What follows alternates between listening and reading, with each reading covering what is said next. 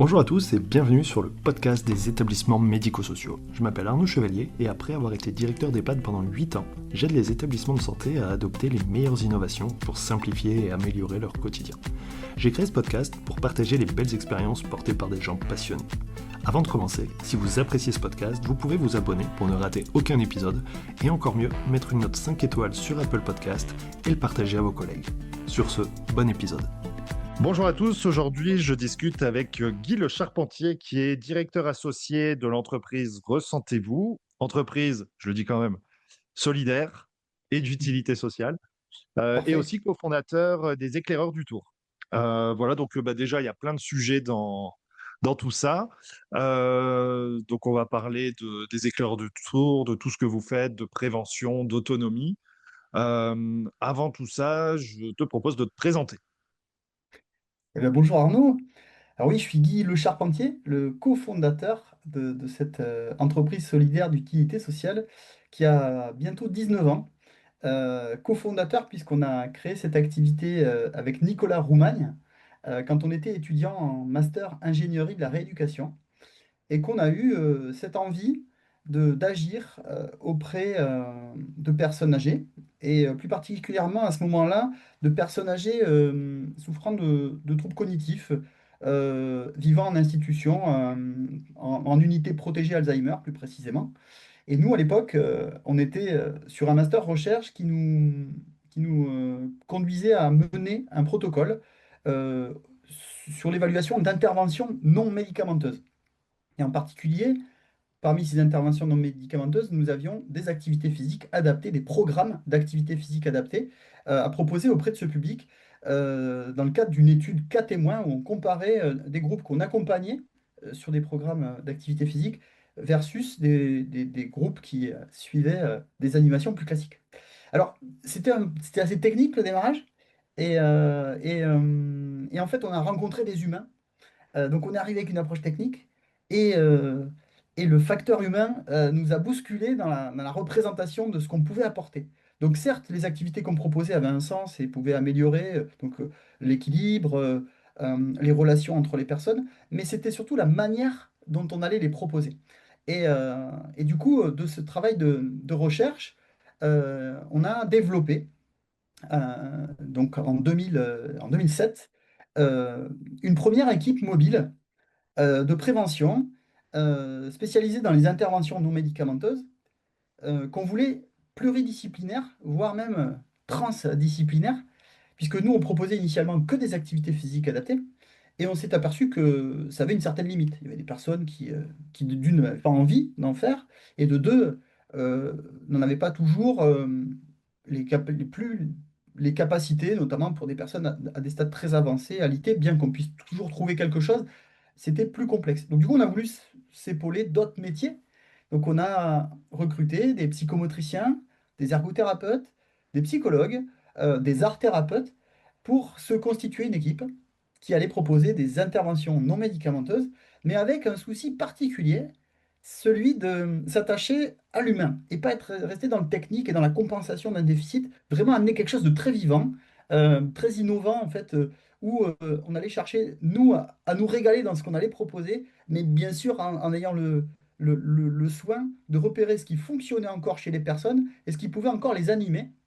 Et du coup, la rencontre des deux, entre ce qui anime l'intervenant et ce qui anime la personne qu'on accompagne, euh, pouvait générer des projets très vivants et à fort impact sur la santé des personnes.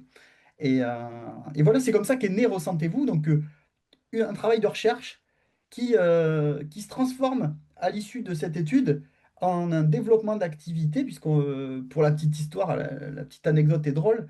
euh, on crée en gros ce protocole quand on est en fin de Master 1 et on le présente à l'université en disant, voilà, on a un protocole, il faut qu'on aille dans 10 EHPAD.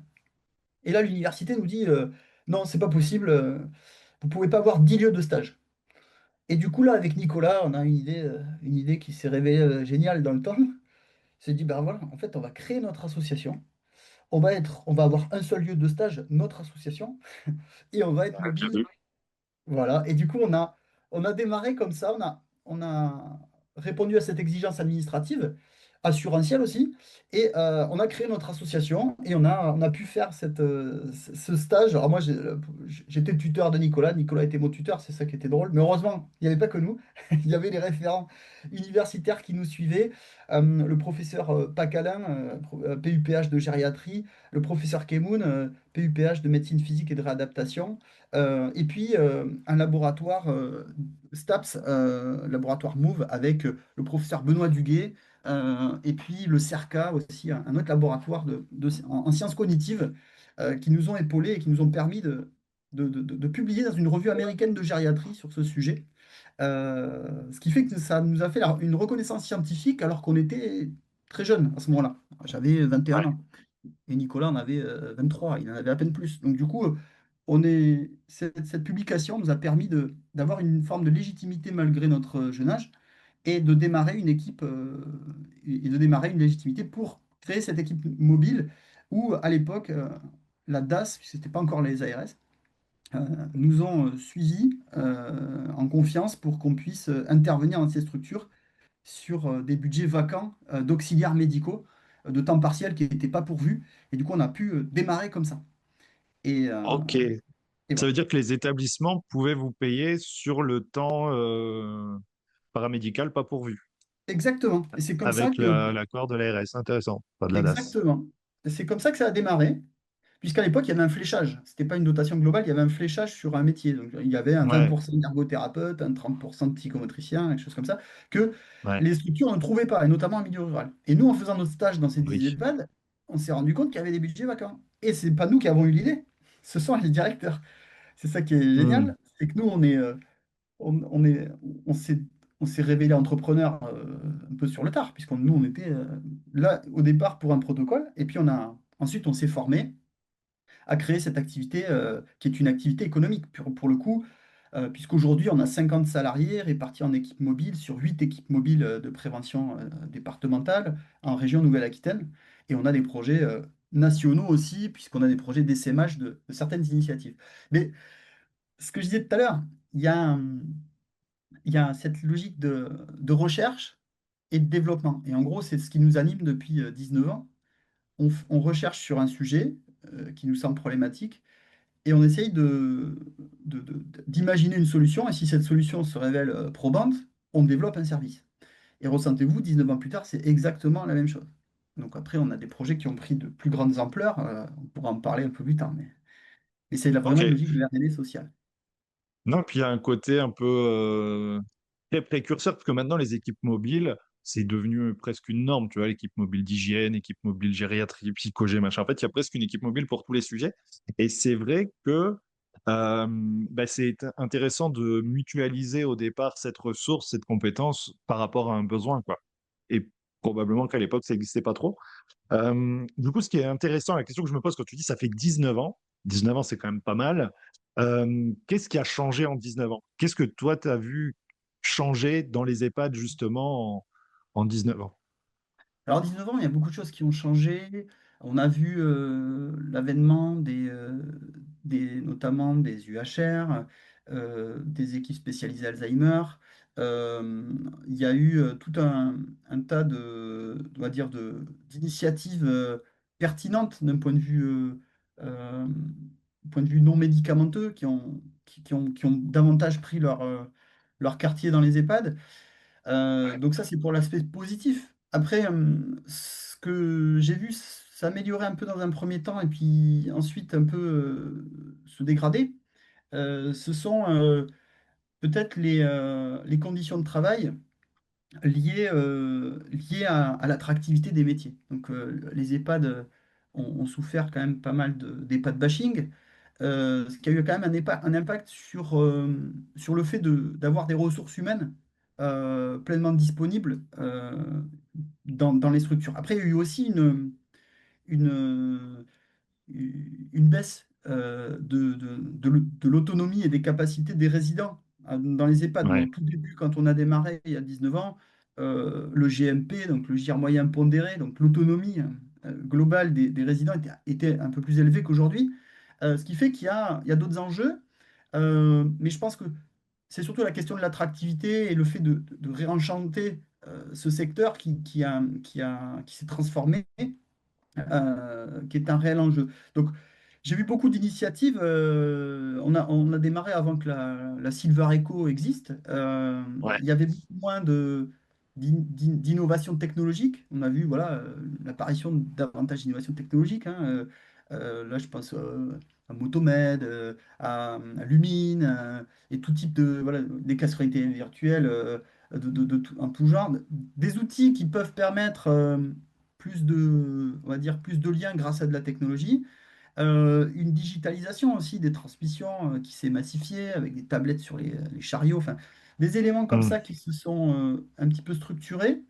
Euh, et de l'autre côté, on va dire des problématiques aussi en lien avec la perte d'autonomie qui est particulièrement plus marquée. Donc, de nouveaux enjeux. Moi, je le vois souvent comme des enjeux, je ne le vois pas comme une fatalité.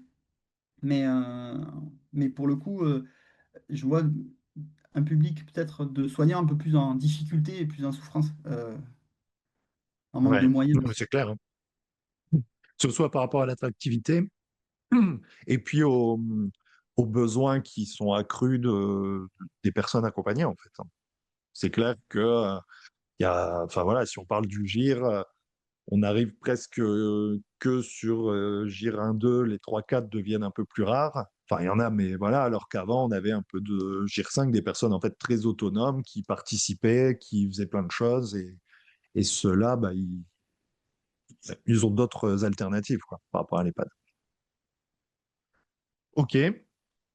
Très bien, donc on comprend, vous êtes parti de la recherche pour travailler sur la rééducation, sur les TNM. Vraiment, il y a cette idée d'approche très globale, en fait.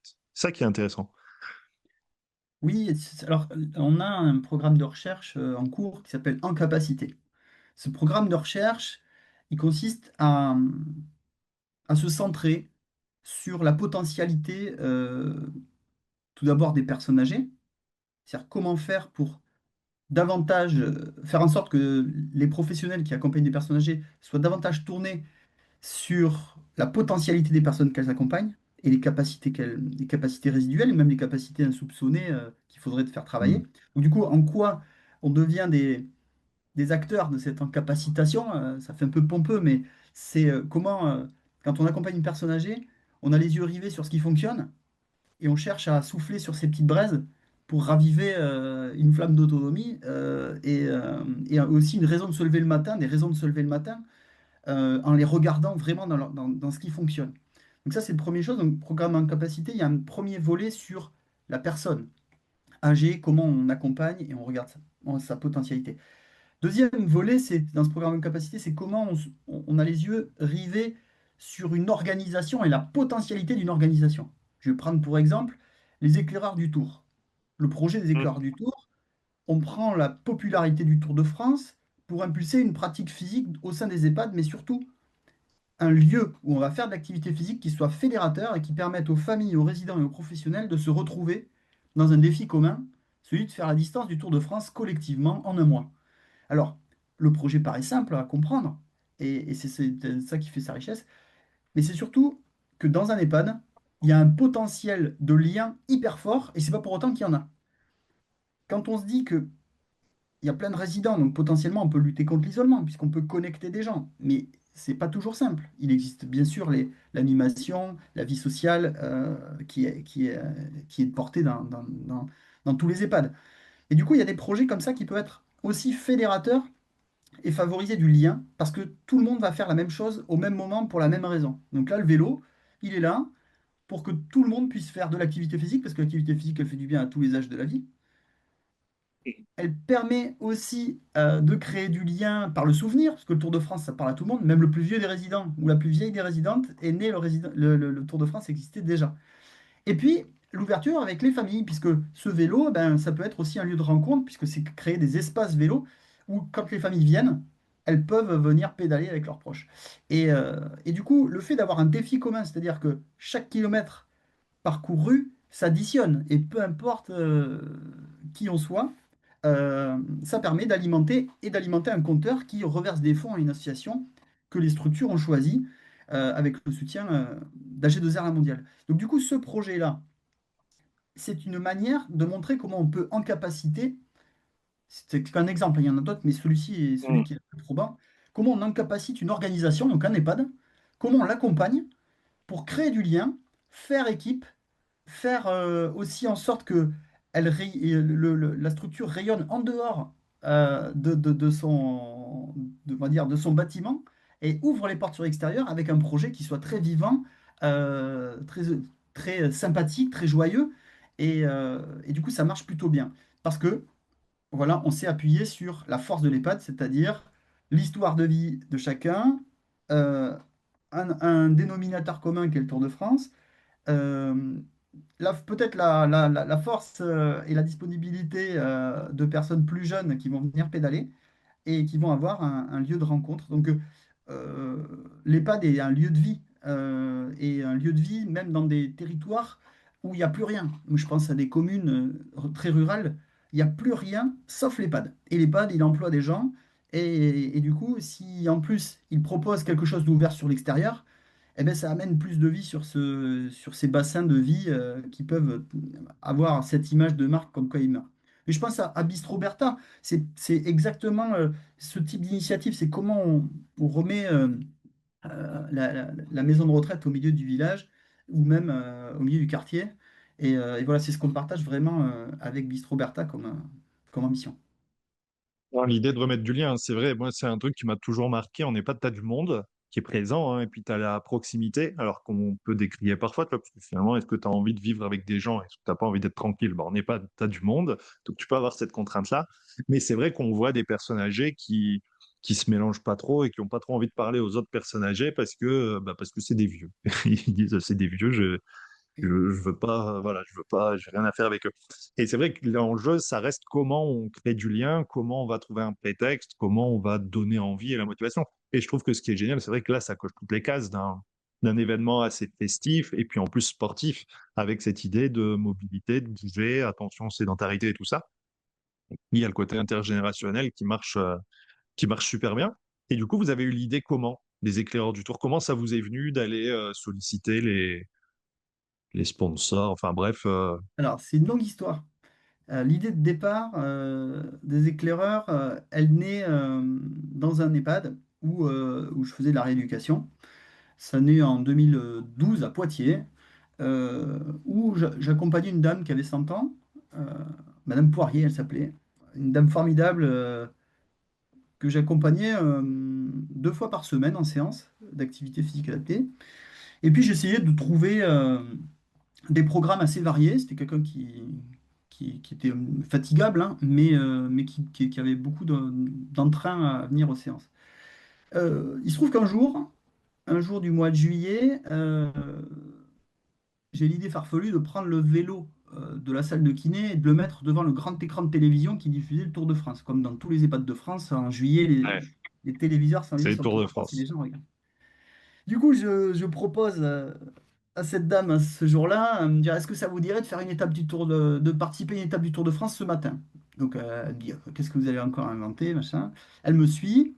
Et puis là, ben, il y a le vélo qui est devant, qui est à peu près à 1,50 m du grand téléviseur. Et du coup, je lui dis, ben, allez-y, vous allez courir avec les coureurs du Tour de France ce matin pour faire un peu d'activité. Donc là, elle sourit, elle monte, elle se met à pédaler. Et puis, il se passe quelque chose, c'est que on est dans un lieu commun, donc les gens passent, et quand ils voient ça, ils se mettent à aller l'applaudir, ils se mettent à plaisanter, Ouais, à rigoler, à discuter ça avec fait lui. Et marrer puis, tout le monde, quoi. ça fait marrer tout C'est le monde. classe. Ça fait marrer tout le monde et ça a pour impact de quadrupler son temps de pratique. C'est-à-dire que j'avais déjà utilisé le vélo, au bout de 5 minutes, elle en avait marre, elle me disait qu'elle avait mal elle me dit, pour la citer, ah, j'ai mal au derrière, je vais arrêter. Et là, au bout de 20 minutes, il y avait encore cette interaction Ouais. avec les Ouais, gens. en fait, elle s'en rend pas compte, quoi, qu'elle est en train de pédaler. Elle se rend Parce pas qu'il se compte passe et elle trop de prend trucs plaisir. autour. Ouais. Et en plus, c'est cool. Ouais. Et elle parle des paysages, elle parle des gens, elle fait des blagues. Et du coup, voilà. Donc il y a un truc sympa qui naît. Et puis la fois d'après, je récupère tous les vélos, les pédaliers qu'il peut y avoir dans les pads, et puis je les dispose. J'en avais 4, et je les dispose autour de la télévision. Et là, on a fait une séance collective avec d'autres résidents. Et du coup, pareil, même ambiance. Mais à ce moment-là, je me cantonne juste à le faire pendant le Tour de France. Et puis il partageait à mes collègues. J'avais déjà une dizaine de collègues. Je leur dis, voilà, j'ai fait ça, ça a bien pris. Et puis du coup, mon collègue Valentin, lui, s'en saisit aussi, le fait dans un autre EHPAD et ça marche plutôt bien. Le Tour de France se termine. Et puis du coup, se termine aussi la diffusion à la télé, quoi. Donc là, avec nos GoPro, on commence à partir en vélo, filmer des tronçons, on les met sur clé USB et puis on crée voilà, des tronçons. On n'est plus dans le Tour de France, mais on est dans la promenade sur la télé à ce moment-là. Donc, bon, on fait ça, ça marche plutôt bien. Et puis, on passe à autre chose. On invente d'autres programmes. Et puis, quelques années plus tard, on se lance dans un autre défi, celui de faire un tour du département à vélo. Euh, et du coup, c'était dans la Vienne en 2014.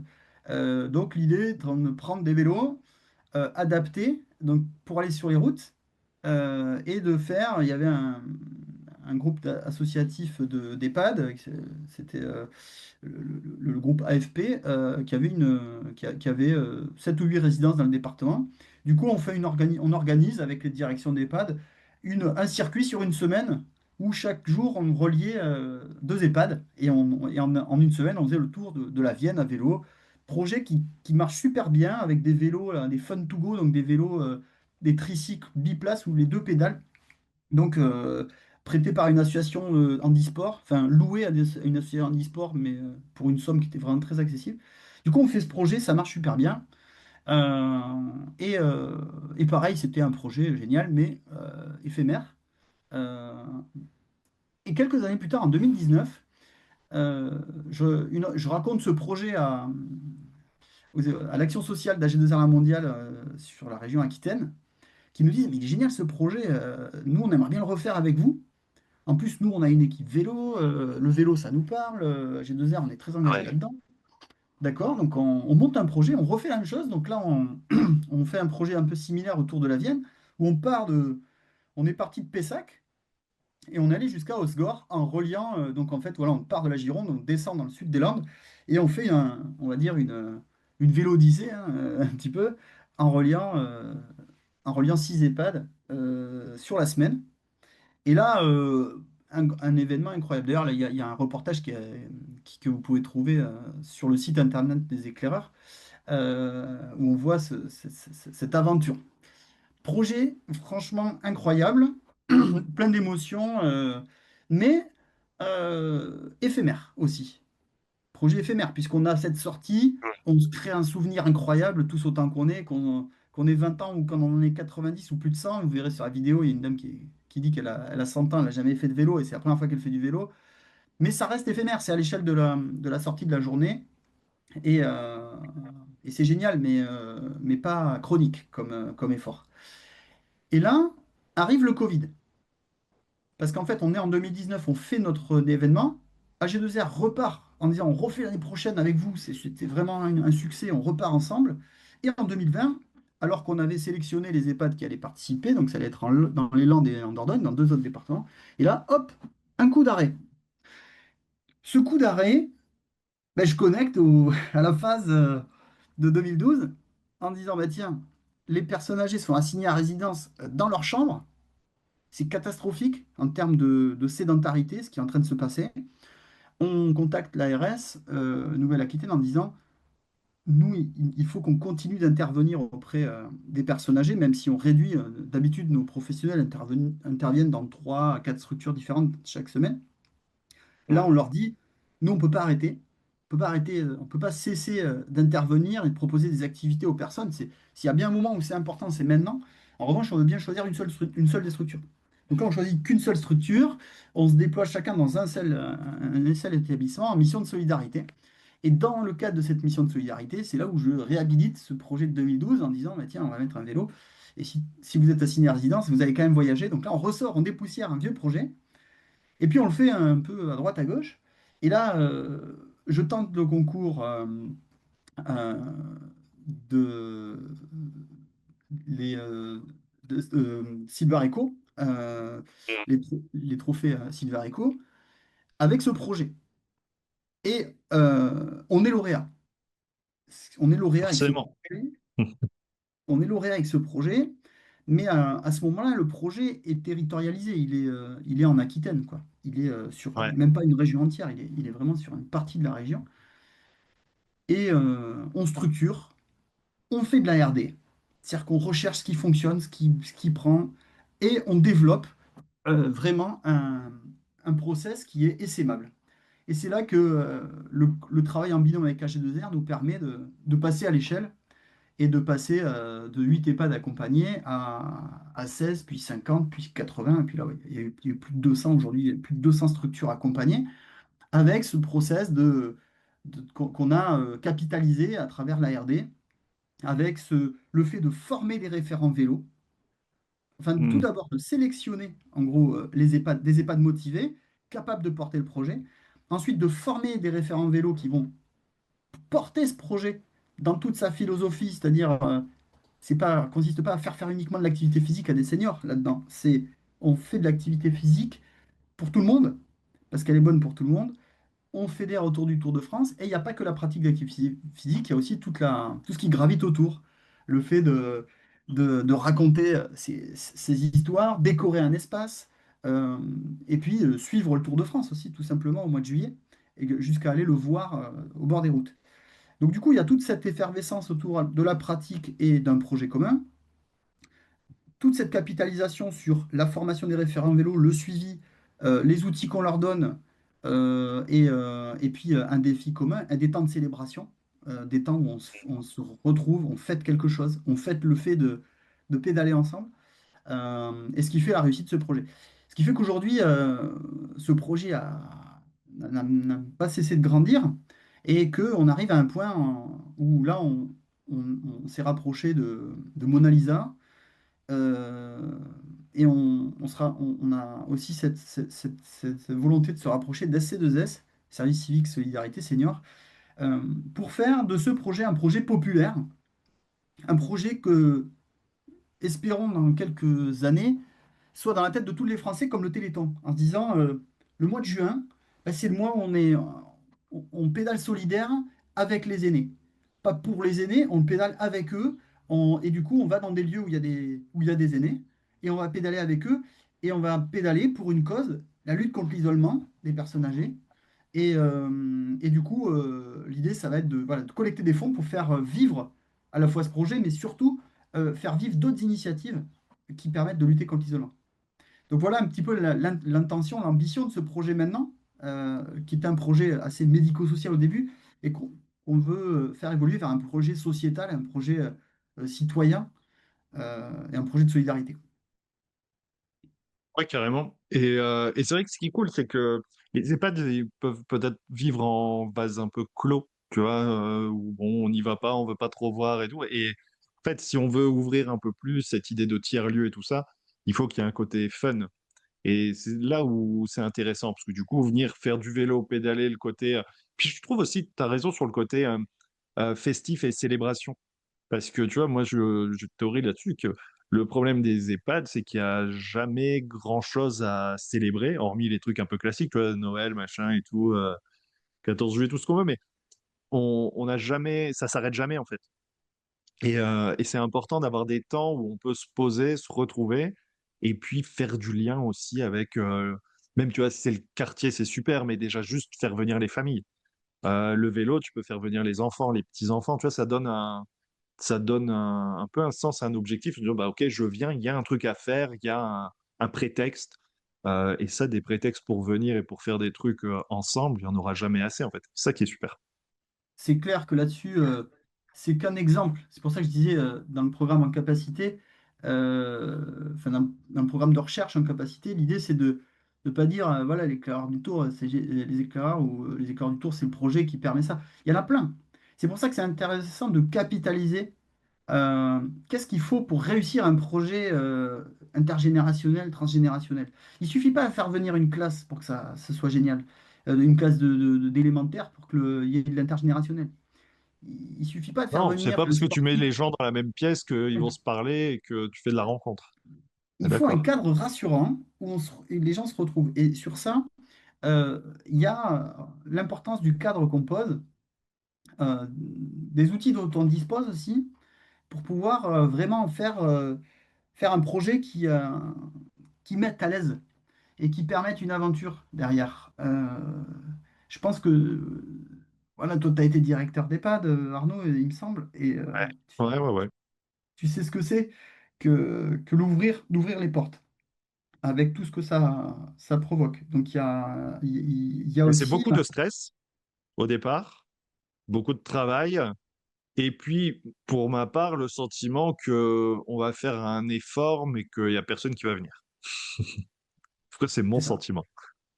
Et quand personne vient, c'est que les gens ont peur ou une appréhension, et il y a une préparation. Alors, j'évoque un autre projet qu'on est en train de travailler avec la Ligue Nouvelle-Aquitaine de rugby, et puis avec plus largement la Fédération française de rugby qui a un œil particulier sur ce projet qui s'appelle Tous au stade.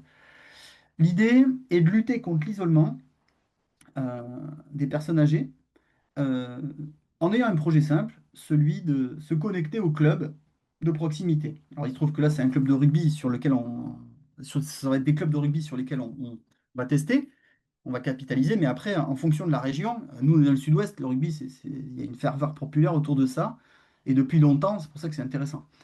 Mais dans d'autres régions, ce sera peut-être le foot ou d'autres activités. Mais en tout cas, l'idée, c'est de capitaliser à travers ce temps-là de recherche. Qu'est-ce qui fait que ça fonctionne? Et là, on est en plein dedans. On est en plein dedans. On démarre. On a le soutien de la commission des financeurs de Gironde, de Charente-Maritime et des Pyrénées-Atlantiques. Et on a des connexions avec des clubs professionnels et des clubs amateurs. Et l'idée, c'est de vraiment faire en sorte, d'un côté comme de l'autre, que la venue au stade soit facilitée. Et pour ça, il faut acculturer le club, qui n'a pas l'habitude d'accueillir un public fragile, d'ailleurs, jusqu'à même l'accessibilité. Et du coup, les joueurs, euh, les bénévoles, voilà, l'organisation au sens large, et même les éducateurs, à ce qui est, on va dire, un accueil de tout public, et y compris le public âgé, très âgé, isolé. Et de l'autre côté, ben, les services d'aide à domicile, les bénévoles Mona Lisa, les bénévoles Petits Frères des Pauvres, les EHPAD puissent être acculturés au fait qu'ils peuvent se rendre dans ces lieux de proximité. Donc ça, c'est le gros travail qu'on fait actuellement de recherche. Et c'est un régal de faire ça, parce qu'on voit on voit tout le potentiel et on voit tout ce qu'il faut relier. Et puis après, il y a quelques éléments à travailler, hein, notamment sur l'accessibilité. Mais typiquement, ça vient dans la même optique, c'est de se dire comment faire avec l'existant, connecter de l'existant et arriver à mettre en place on va dire des procédures, on va dire un cadre qui permette et facilite ça, et qu'on soit dans une démarche davantage à la mi-des-années. Donc, on travaille beaucoup avec Anthony Pagis, qui est mon directeur, qui est un des trois directeurs de Ressentez-vous sur le territoire sud Nouvelle-Aquitaine, qui est un ancien rugbyman, et lui on va dire, à la culture rugby, est un ancien directeur d'EHPAD. Donc il est parfait pour accompagner ce projet. Du coup, j'ai hâte de faire un prochain podcast avec toi, Arnaud, et Anthony, pour parler de ce projet d'ici quelques mois, quoi. Ok. Non, mais carrément, carrément. Et c'est là où, ouais, où vous rebouclez le côté sport. Parce que tu vois, le lien, par exemple, dans les stades avec les clubs, c'est vrai qu'en plus, c'est un truc qui parle. Tu vois, je pense que, enfin, alors après, tu vas me dire EHPAD, c'est plutôt féminin et tout ça, mais même, tu vois, en fait, peu importe, en fonction des régions, le foot, le rugby, tout ça, il y a ce côté, il y a quand même un engouement, tu vois, qui va être super intéressant. Puis c'est amener les gens à bouger. Et déjà, si je reprends l'EHPAD, juste à sortir de l'EHPAD, tu vois. Donc ça, c'est vraiment super intéressant. Et ouais, je vois la manière dont vous bouclez tout ça. Euh, L'idée de recherche autour de ce que vous faites avec le rugby, c'est quoi l'idée? L'idée, alors, l'idée, Parce qu'on c'est est que moins dans la rééducation, tu vois, et du coup, votre sujet de recherche, ce serait quoi précisément? alors, le sujet de recherche, il fait partie du programme de recherche en capacité sur comment accompagner une structure non médico-sociale Mhm. à porter ou contribuer à porter une action de prévention sur le territoire. Alors, l'idée, c'est que jusqu'ici, enfin, pendant des années, on a essentiellement travaillé dans des structures médico-sociales. Il se trouve que Ouais, face à un... Je ne parle pas de mur démographique, parce que pour moi, un mur, c'est matériel, et en fait, c'est pas... C'est plutôt une réalité démographique avec laquelle il faut composer, et avec laquelle l'État a choisi de ne pas médico-socialiser cet accompagnement. Et du coup, la logique, euh, la logique est d'accompagner les personnes à domicile, enfin, dire, pas, même bien qu'il y ait quand même une persistance des structures médico-sociales type EHPAD. Il n'y a pas de construction d'EHPAD au prorata de la ouais, bien quantité de sûr. personnes Non, non, de mais bien sûr. plus de Ce 80 qui ans. explique aussi la médicalisation plus forte, parce que finalement, D'accord. l'EHPAD s'oriente plus pour les personnes qui ont vraiment des grandes difficultés et besoin de beaucoup d'aide, et finalement, la personne qui peut un peu s'en sortir quand même, on renforce plus le domicile pour qu'elle reste chez elle. C'est Du l'idée. coup, la réalité, c'est quand même prévenir, idéalement prévenir l'isolement social, mais avoir pleinement conscience d'un point de vue citoyen que des personnes âgées se retrouvent seules avec la pendule du salon qui dit oui, qui dit non, qui dit je vous attends. Et ça, faut l'éviter. Et pour l'éviter, il faut qu'il y ait une prise de conscience citoyenne. Et pour cette prise de conscience citoyenne, eh bien, il faut s'adresser aux structures qui ne sont non médico-sociales et fréquentées. Donc je prends l'exemple d'un club de rugby, mais ça peut être une médiathèque, un supermarché. Et ce qui fait que dans cet axe de recherche du programme en capacité, on étudie l'accompagnement de projets de prévention. Là, accessoirement, tous au stade, c'est la prévention de l'isolement social. Et Ouais.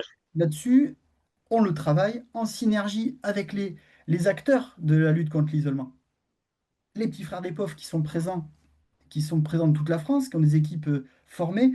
Le mouvement, la coordination Mona Lisa, qui, elle, coordonne et travaille en synergie avec les petits frères et les CCAS et tout un tas d'acteurs différents qui veulent lutter contre l'isolement. Donc, comment on vient, nous, apporter une offre de service ou une brique qui permet, qui permet de rendre vivant et opérationnel la lutte contre l'isolement. Nous, c'est ce qu'on fait depuis 19 ans. Depuis 19 ans, on constate des problématiques sociales en lien avec l'avancée en âge et on cherche à monter des projets vivants, sympathiques, qui donnent envie pour répondre à ces problématiques-là. Et je dis des projets, mais c'est parfois même des services, ne serait-ce que le principe de nos équipes mobiles de prévention, c'était répondre à un besoin. Répondre à un besoin de développer des interventions non médicamenteuses sur les territoires, y compris ruraux, et avec une logique d'expertise en créant vraiment un temps transdisciplinaire où ces équipes se retrouvent entre elles pour partager la complexité des situations, innover ensemble, et voilà. Et c'est comme ça qu'on crée un service qui est durable. euh, et après, on a à l'intérieur de ces services des projets innovants, les éclaireurs du tour, tous au stade, ActiDuo pour les aides à domicile. Euh, voilà, on a une Faites quoi à diversité. domicile? C'est un projet à domicile qui consiste en quoi? Alors, pour les structures d'aide à domicile, on intervient majoritairement sur des programmes pour les aides à domicile, pour les former à ce qu'elles puissent elles-mêmes proposer des activités. Donc, Ouais, ok. ActiDuo est un exemple de ce travail de recherche auprès de la montée en compétences et de faire évoluer une aide à domicile vers un statut d'agent de prévention. Donc, ActiDuo, c'est un programme de formation associé à une application qui s'implante sur les smartphones des aides à domicile pour qu'elles puissent proposer des séances simples d'activité physique en complément de leur intervention. Donc, Ok, on a trop bien. structuré, on a créé, on va dire, des exercices qu'on a dessinés et qu'on a intégrés dans une application avec un algorithme qui permet d'adapter. Alors, c'est des choses très simples, hein. C'est est-ce que la personne est capable de se mettre debout ou pas? Et en fonction de ses capacités, on va avoir des exercices soit assis, soit debout, soit les deux, et qui pourront être animés enfin qui sont animés, parce que cette ActiView est pleinement opérationnelle. On a passé la partie RD, on est vraiment sur une phase de déploiement. On travaille avec l'ADMR, l'UNA, Et on travaille avec beaucoup de services d'aide à domicile, Bagatelle aussi à Bordeaux. En gros, on forme les aides à domicile à utiliser cette application, à l'intégrer dans leur quotidien et à faire d'elle des agents de prévention qui proposent des séances simples d'activité physique régulières. Ça contribue à la valorisation de leur métier. Euh, Elles sont financées par l'allocation personnalisée d'autonomie et pas l'allocation personnalisée pour faire la poussière ou une tâche ménagère. Elles Mhm. sont financées par l'allocation personnalisée d'autonomie. Cette activité vient soutenir l'autonomie et vient redonner un peu les lettres de noblesse de la mission d'une auxiliaire de vie sociale, d'une aide à domicile à travers ce plan APA. Alors, le financement se fait soit sur une partie du plan APA, soit via les dotations qualité. Euh, et voilà, donc du coup, on a aussi une inscription au plan de Ouais, formation. super intéressant. Et parce que je me dis, c'est tellement logique, en fait, tu vois, finalement. Et ça peut même être un moyen aussi de créer du lien. Tu vois, parce que j'imagine, je suis auxiliaire, j'arrive chez la personne, ok, on a terminé, on a discuté et tout ça. C'est encore un bon moyen de discuter, de dire, ah bah tenez, regardez, aujourd'hui, on peut faire tel exercice, voilà. J'imagine que ça dure pas très longtemps, une séance, Ça dure 20 minutes. 20 minutes, ok. Et du coup, ouais, pendant 20 minutes. Et est-ce que tu sais si les auxiliaires le font avec? Parce que ça, je trouve que c'est un côté sympa. Ah ben, alors ça s'appelle ActiDuo parce que c'est pas qu'elles doivent le faire avec. Elles n'ont Ok, pas le choix que de le bon, faire ça va. avec. Alors on l'a pensé justement, tu fais bien de poser la question, on a pensé les exercices pour qu'ils soient bons pour les deux. Un peu comme je le disais pour les éclaireurs du tour, le vélo, qu'on ait n'importe quel âge, ça fait du bien, du moment que le vélo est adapté. Mais là, l'exercice, c'est un exercice de mobilisation articulaire, de tonification, qui est aussi un exercice, on a évalué ça, c'est aussi préventeur de troubles musculo-squelettiques par Ah, rapport bien aux sûr. aides à domicile qui ont des métiers plutôt physiques. Donc là, elles ont un temps, elles sont assises, elles sont en face à face. Et ça s'appelle ActiDuo parce qu'on fait l'activité à deux et on se regarde dans les yeux, et c'est ce dont les bénéficiaires ont le plus besoin. Dans l'étude d'impact qu'on a menée, on s'apercevait que l'impact d'ActiDuo, il était majoritairement marqué sur la qualité de la relation entre l'aide à domicile et son bénéficiaire. Et je pense que Non, mais ça c'est s'explique certain. par le fait d'être à la même hauteur, de faire la même chose en même temps pendant 20 minutes, et pas... Puis le côté juste relationnel, tu vois, ton auxiliaire, tu la vois plusieurs fois par semaine et tout, tu la connais. Limite, tu vois, je pense que moi, ce que j'ai vu en EHPAD, la différence entre un bon kiné et un mauvais kiné. Bah, le bon kiné, c'est celui qui est sympa, en fait. Et à partir de là, ça marche. Tu vois, qui raconte, qui crée un lien, en fait. une complicité Une qui donne envie de se complicité, lever. c'est exactement ça. Et alors pour ça, Arnaud, la CNSA, dans le cadre de l'attractivité des métiers du domicile, euh, nous a financé un reportage sur ActiDuo que je t'invite à regarder, enfin que j'invite à partager aux Une auditeurs. postérité. Euh, c'est vraiment un reportage qui est immersif, où on voit l'impact sur la relation entre l'aide à domicile et son bénéficiaire par l'intermédiaire de cette activité. Euh, l- c'est très marqué sur le reportage. C'est un reportage qui a été qui a été réalisé par Daniele Vella, franchement quelqu'un qui travaille beaucoup pour Arte, qui fait beaucoup de reportages pour Arte. Et il a fait vraiment un documentaire de grande qualité qui est assez fidèle à ce que peut amener ce programme. Ça Super. s'appelle Soutien à domicile, l'art d'aider autrement, le reportage. Il est sur Ok. YouTube À et où partager. je pourrais te Bah, donner le lien. je mettrai le lien parce que, en fait, tu vois, je me disais, quand tu expliques ça, moi, ça me fait aussi écho aux évaluations HAS, à des évaluations que je peux faire, à des préparations que je peux faire. Et tu vois, il y a vraiment une difficulté parce qu'il y a un critère qui est intéressant qui est l'éducation et la prévention en santé. Où tu te dis souvent, bon, est-ce que c'est le job d'une auxiliaire? Et souvent, tu vois, du coup, tu sais pas trop comment le prendre. Sauf que là, avec des outils comme ça et expliqué comme tu le fais, bah, en fait, ça devient super simple. Et en fait, tu te rends compte qu'elle le faisait probablement déjà. Tu vois, de dire, ah bah ok, vous avez, je sais pas, vous avez mal à la jambe, bah tenez, on va faire quelques pas ensemble pour faire, tu vois, un peu circuler le sang et tout, et que vous vous sentez mieux, on va vous installer différemment. Enfin bref, cette idée de mouvement, sauf que je pense que dans l'ensemble, elles osent pas. Je dis, bah ouais, mais non, c'est pas mon job. Et que cette idée d'accompagnement et surtout de mettre un outil simple et ludique, ça change tout. C'est ça que je trouve génial. Et ce qui est particulièrement marqué, c'est que des aides à domicile, il y en a partout en France. Elles vont partout, en ville, à la campagne. Elles vont dans tout type de domicile. Des domiciles immenses, inoccupés, des domiciles minuscules. Il y a tout type de... Et on rencontre une grande diversité d'aides à domicile. Et à chaque fois, ce projet prend. Ce projet prend parce il est simple, il n'y a pas besoin de beaucoup d'espace.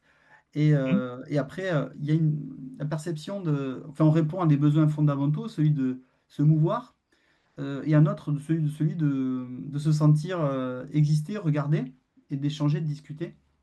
Donc, ces deux éléments-là réunis font la réussite du projet par sa simplicité.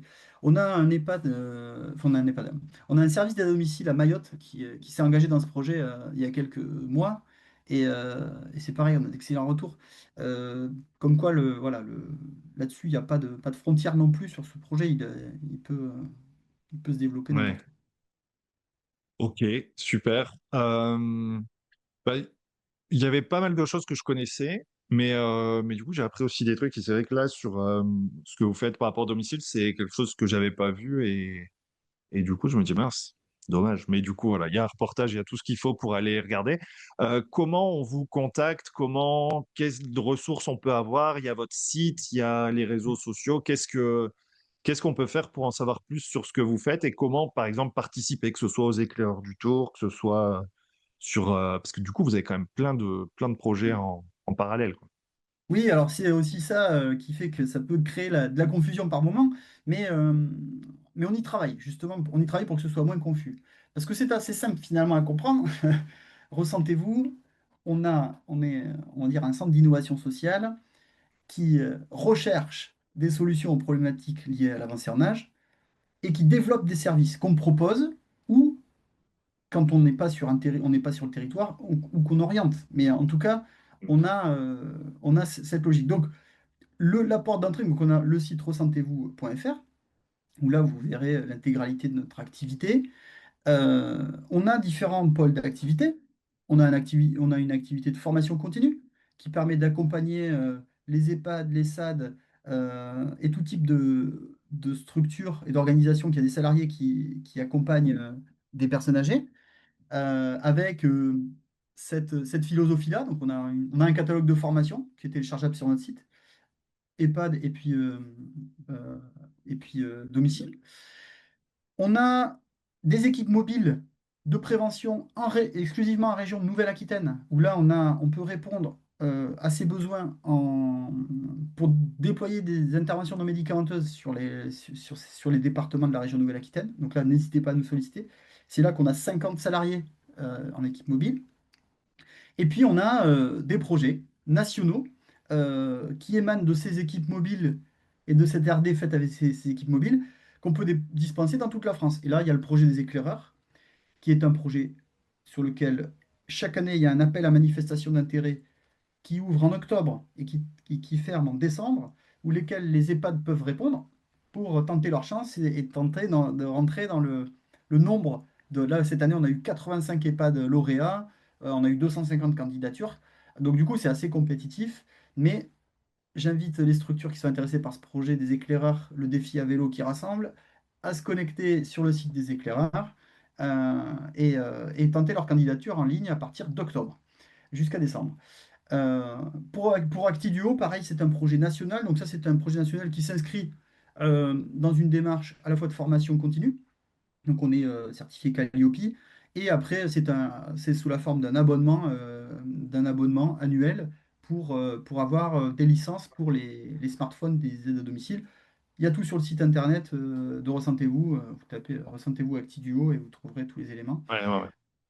Et voilà, et après, dans l'autre registre dont j'ai peu parlé aujourd'hui, c'est l'accompagnement des collectivités territoriales. Donc, nous sommes recensés comme un consultant ami des aînés. Donc, on accompagne des villes, des villages, et des départements dans la démarche ami des aînés. Ok. En synergie, pour ce qui est des départements, et des régions. On travaille en synergie avec le Gérontopole Nouvelle-Aquitaine. Et donc là, on a ces actions-là. Et avec le Gérontopole Nouvelle-Aquitaine, on a créé le Lab du sens collectif qui, euh, qui correspond en fait à des ateliers de consultation territoriale où on mélange les seniors, les jeunes, les acteurs du territoire pour travailler sur des questions de prévention et des questions du vieillir ensemble. Donc chaque année, on consulte 3 villes et on fait une restitution finale à l'hôtel de région de Bordeaux dans le cadre de l'engagement de la région Nouvelle-Aquitaine dans la démarche Région Amis des Aînés, puisque c'est les précurseurs, la région précurseur à s'être engagée dans la Ok. démarche. Donc le Lab du sens collectif, un projet néo-aquitain d'intelligence collective et qui a pour vocation à s'essaimer dans les années à venir puisque, fort de leur succès depuis 3 ans, on a d'autres territoires qui nous sollicitent là-dessus. Donc, on travaille là-dessus avec le Gérontopole Nouvelle-Aquitaine pour un essaimage national. Ok, super. Et ben c'est plein d'infos à aller voir, à suivre. Et puis je pense, voilà, si on a un EHPAD, s'inscrire aux éclaireurs du Tour. Et puis si on est un service à domicile, se renseigner sur Actiduo. En tout cas, merci pour toutes ces infos. Du coup, Arnaud, j'en profite aussi, parce qu'Actidio est né dans les services d'aide à domicile. On a eu des demandes pour les EHPAD. Certains directeurs d'EHPAD nous ont dit que ça aurait du sens de le faire aussi, d'avoir Actidio dans les Claire. EHPAD. Et Bah oui, du coup, c'est une offre qui se déploie là sur fin 2020. À partir de septembre 2026, on pourra proposer Actiduo comme une activité dans les EHPAD. Donc, n'hésite pas, là pour le coup. ça marche aussi dans les deux sens. Mais tu sais, finalement, les SAD aussi avec les éclaireurs du Tour, parce qu'il y a aussi ce besoin de recréer du lien et comment rassembler les gens. Parce que ça, c'est un gros sujet aussi en SAD. Et c'est difficile. Et c'est vrai que ça peut être aussi une porte d'entrée pour réunir les bénéficiaires plutôt que les résidents et voilà, faire des choses ensemble. Merci d'avoir écouté l'épisode jusqu'au bout, j'espère que le sujet vous a plu et qu'il vous inspirera. Pour m'aider à faire connaître le podcast, abonnez-vous sur votre plateforme d'écoute préférée ou notez-le et partagez-le sur vos réseaux sociaux. N'hésitez pas à me contacter sur LinkedIn pour toute remarque ou proposition de sujet. Bonne journée et à bientôt sur le podcast des établissements médico-sociaux.